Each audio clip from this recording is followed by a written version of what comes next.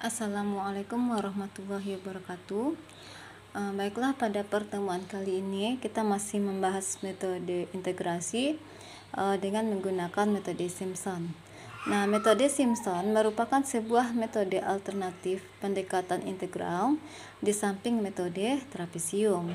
Nah, dengan menggunakan metode Simpson ini diharapkan meskipun lebar segmen H atau lembar interval pada H-nya pada integrasinya diambil cukup lebar, namun di sini kita harapkan akan memperoleh ketelitian yang lebih tinggi dari metode sebelumnya. Artinya di sini kita berharap galat atau kesalahannya itu lebih kecil ya dari metode yang sebelumnya. Nah, pada aturan Simpson ini ada dua jenis ya. Yang pertama aturan Simpson 1/3, yang kedua aturan Simpson 3/8. Nah, untuk aturan Simpson sepertiga ini dihasilkan bila sebuah polinomial interpolasi orde kedua ini dimasukkan ke dalam persamaan yang telah diintegrasikan dan manipulasi aljabar, maka dia akan menghasilkan formula sebagai berikut. I sama dengan integral fx dx, batasnya dari A sampai B, ini sama dengan H/3 dikali F0 ditambah 4F1 ditambah 2F2 ditambah 4F3 sampai nanti ditambah 4Fn-2 ditambah 2Fn-1 ditambah Fn, dimana n ini banyak interval atau segmen, lalu H ini sama dengan langkah atau panjangnya interval, A batas bawah integral dan B batas atas integral. Maka didapatkan persamaan sebagai berikut ya. Kita peroleh H sama dengan B min A per N ya. Nah, untuk meningkatkan ketelitian yang telah diberikan oleh metode Simpson sepertiga di atas, maka diperkenalkan metode Simpson yang lain, yaitu tadi ya metode Simpson 3/8. Nah, jika metode Simpson 3/3 ini memerlukan jumlah langkah yang genap untuk menerapkan metodenya, nah dengan kata lain jumlah langkah untuk metode Simpson sepertiga ini bisa dibagi dengan 3 ya, dengan 2. Nah, di sini artinya nanti langkahnya ada 2 interval, 4 interval, 6, 8, 10 dan seterusnya. Nah, beda dengan metode Simpson 3/8. Metode ini dia tidak mensyaratkan jumlah langkahnya genap ataupun ganjil, melainkan jumlah langkahnya ini dapat dibagi 3. Misalnya 3 segmen atau 3 interval, 6 segmen, 9, 12, 15 dan seterusnya. Nah, untuk yang perlu diketahui, untuk Simpson sepertiga dan Simpson 3/8 ini bisa kita kombinasikan. Nah, ini berlaku nanti kita untuk mencari segmen 5 segmen, 7 segmen, atau nanti ada 11 segmen atau interval. Nah, ini kalau misalkan kita mau mencari 5 segmen atau interval kan tidak bisa ya kita gunakan baik itu Simpson sepertiga ataupun Simpson 3/8. Nah, ini bisa kita kombinasi. Caranya, untuk Simpson sepertiga kita ambil 2 interval, sementara untuk Simpson 3/8 nanti kita ambil 3 interval atau 3 segmen. Nah, kan kalau kita jumlahkan kan sama dengan 5 interval atau 5 segmen ya. Nah, itu nanti kita jumlahkan. Kalau misalkan nih untuk Simpson sepertiga kita misalkan I1, dan untuk Simpson 3/8 kita misalkan dengan I2. Maka untuk I-nya ya, untuk I5-nya itu I1 ditambah dengan I2. Nah, itu bisa kita kombinasikan. Atau kita mau mencari 7 segmen atau 7 interval. Nah itu bisa kita gunakan nanti simsan sepertiganya, misalkan kita ambil 4 interval ya, atau 4 segmen. Sementara nanti simsan 3/8 nya kan sisanya ya 3 segmen atau 3 interval. Nah itu bisa kita kombinasikan ya. Nah untuk metode simsan 3/8 dengan 3 segmen ini formulasinya ya, I sama dengan integral fx dx batasnya a sampai b ini sama dengan 3h/8 dikali f0 ditambah 3f1 ditambah 3f2 ditambah f3. Nah sekarang kita lihat contoh 1. Nah hitunglah nilai dari integral integral 4x dx. Untuk contoh 1, hitunglah nilai dari integral 4x dikurang x kuadrat dx dengan batasnya 0 sampai 1 dengan n, atau ini banyak intervalnya ya, sama dengan 2. Kita di sini menggunakan simson sepertiga. Maka kita cari nilai h-nya terlebih dahulu. Maka nilai h-nya b dikurang a per n. B-nya 1, A-nya 0, N-nya 2. Berarti 1 kurang 0 per 2 itu sama dengan 0,5.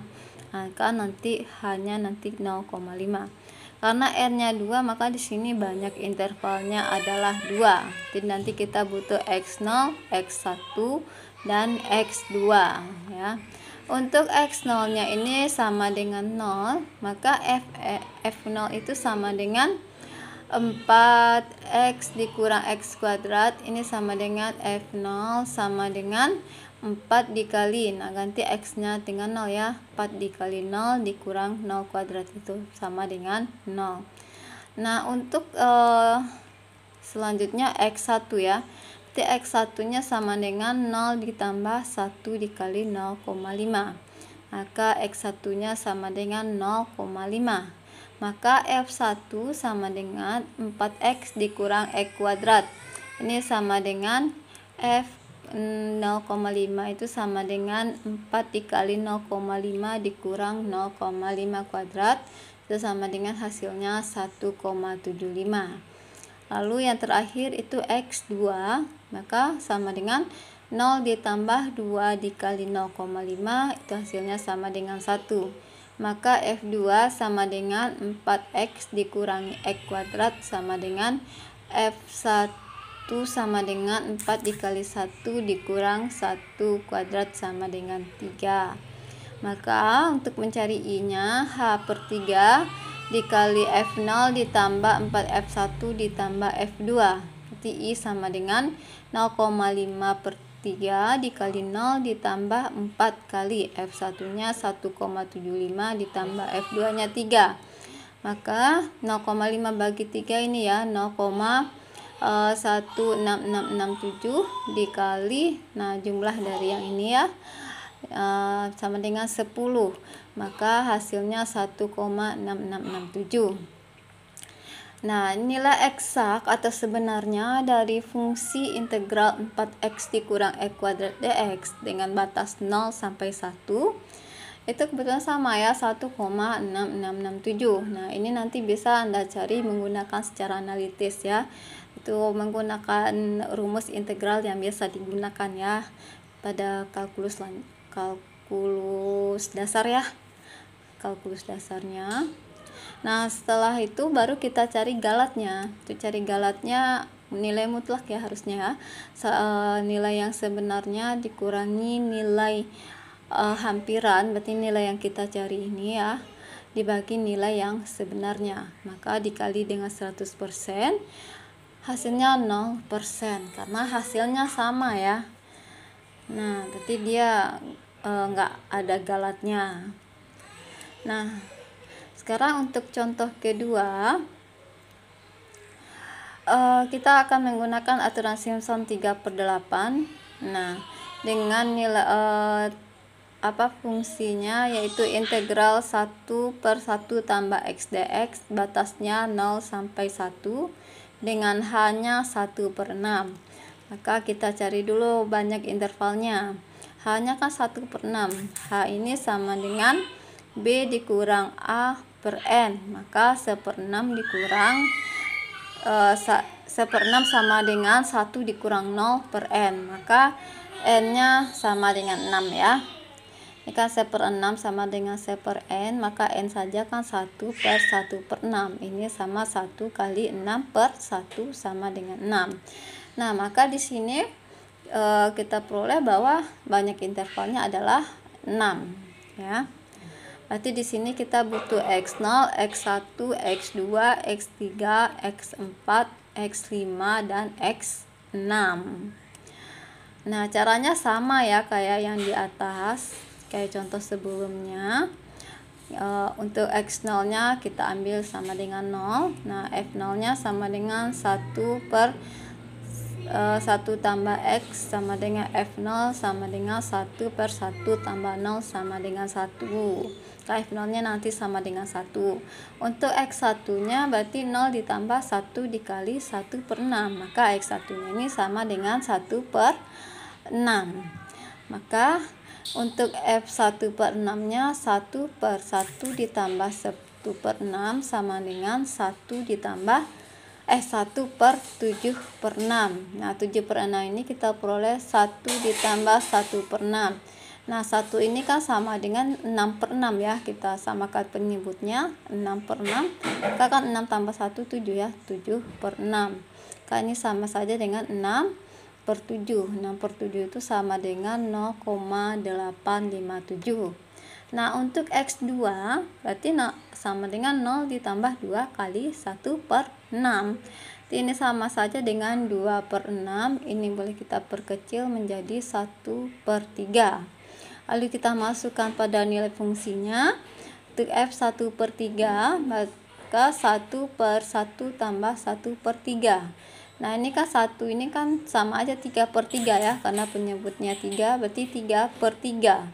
Ini kan 3 ditambah 1 sama dengan 4 per 3. Nah, 1 per 4 per 3 ini kan sama dengan 3 per 4. Nah, 3 per 4 ini sama dengan 0,75. Nah, begitu juga nanti untuk X3. X3 berarti nanti 0 ditambah 3 kali 1/6. Dapatnya 3 per 6, kita perkecil menjadi 1/2. Nah, kita masukkan pada fungsinya, maka kita peroleh nilainya 0,6667. Begitu nanti sampai X6. Nah, X6. Nah, X4 kita peroleh 0,6. Untuk yang X5 maka F5-nya 0,544. Lalu untuk X6-nya, untuk F6-nya kita peroleh 0,5. Nah, kalau sudah kita peroleh F0 sampai F6, baru kita masukkan pada ini ya, pada persamaannya ya, pada rumusnya ya.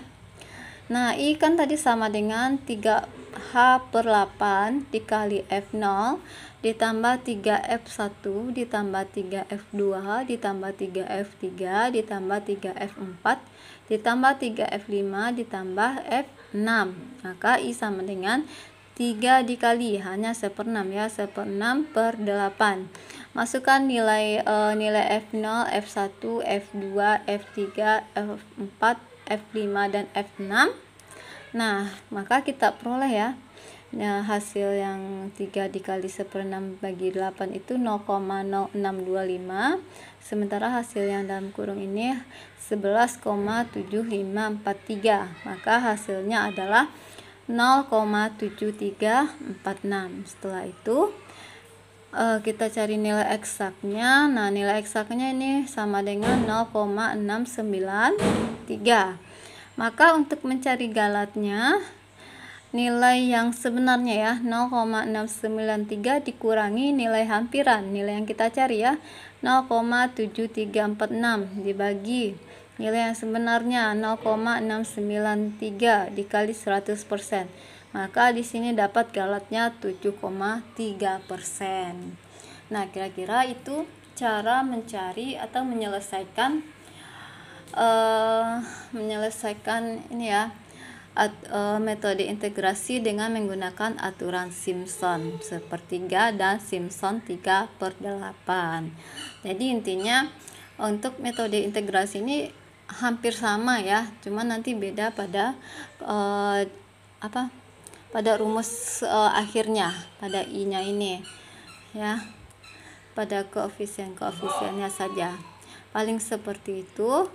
Oke, nanti silakan kerjakan latihannya 2 soal.